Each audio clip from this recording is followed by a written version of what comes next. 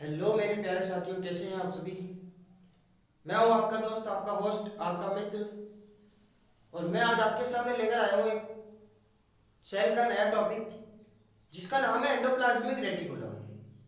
Friends, आज हम इसके बारे में डिटेल से डिस्कस करने वाले हैं। एंडोप्लाज्मिक रेटिकुलम क्या है, इसके क्या क्या फंक्शंस है, क्या कहाँ पाई जाती है और ये किस चीज का निर्माण करके सेल के अंदर क्या कार्य या फिर क्या भूमिका निभाती है।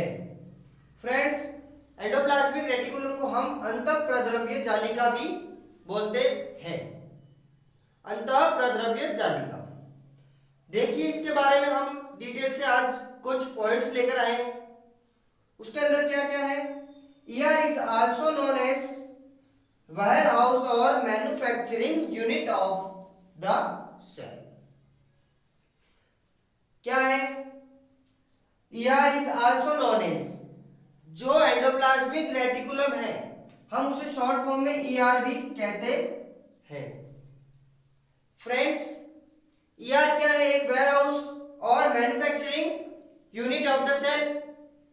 ये मैन्युफैक्चरिंग का मतलब होता है कुछ न कुछ बनाने वाली चीज।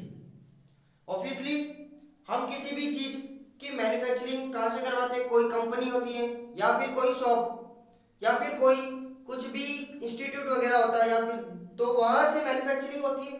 तो यह क्या कार्य करती है, देखिए endoplasmic reticulum was discovered in 1945। इसकी खोज कब हुई, 1945 में इसकी खोज हुई थी बाय इवेस्ट फुलम। इन्होंने इनकी खोज की।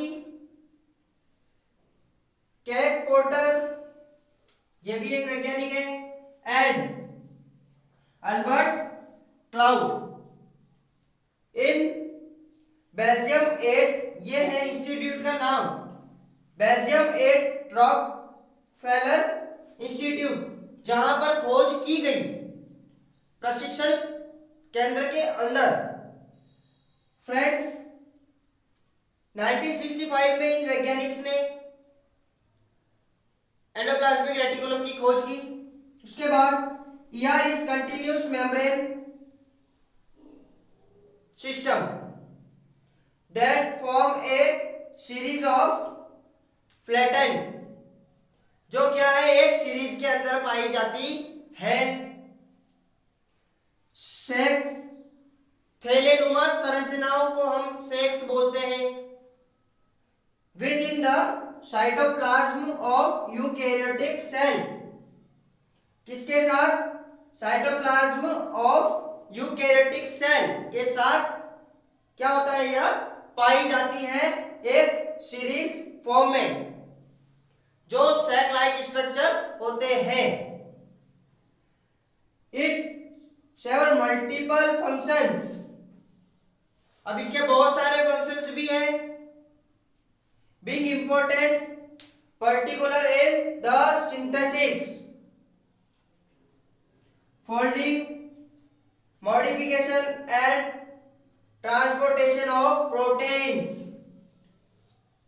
प्रोटीन्स का सिंथेसिस करना, प्रोटीन्स की फोल्डिंग, पैकेजिंग करना और मॉडिफिकेशन, उसको तैयार करना और उसका ट्रांसपोर्टेशन, जरूरत पड़ने पर प्रोटीन का ट्रांसपोर्टेशन करने का काम भी कौन करती है, endoplasmic reticulum.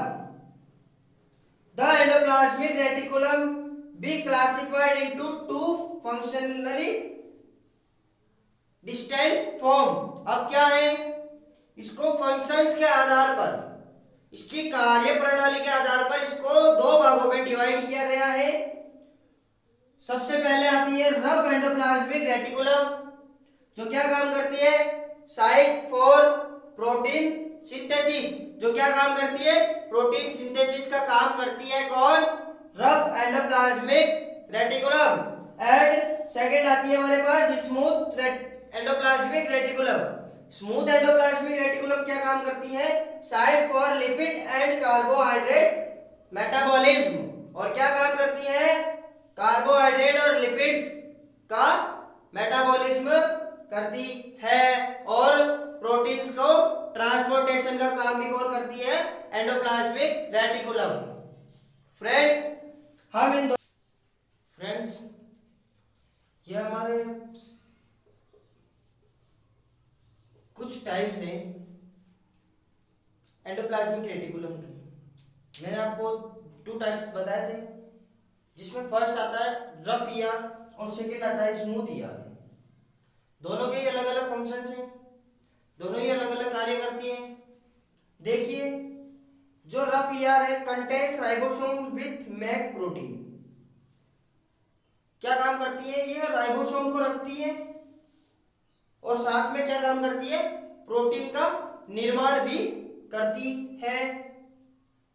ER folds the synthesize protein. Synthesize का मतलब होता है बनाना या फिर किसी का निर्माण करना। यह क्या काम करती है?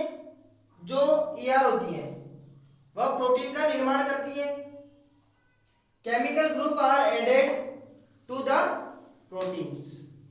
जो केमिकल ग्रुप्स होते हैं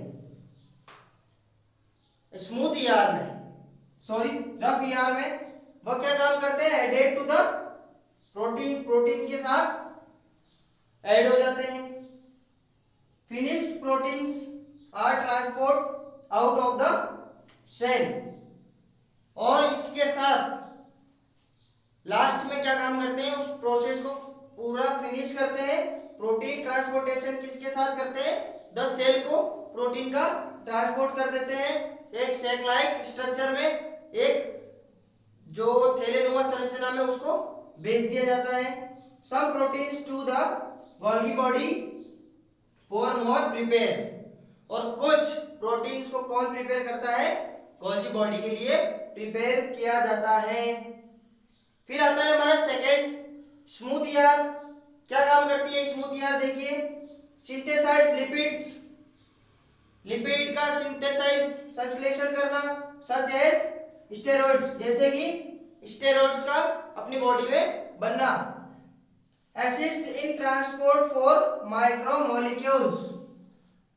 माइक्रोमोलिक्यूल्स का मैक्रोमोलिक्यूल्स का मतलब होता है बड़े अणु। उसका ट्रांसपोर्टेशन करता है बड़े अणुओं के रूप में।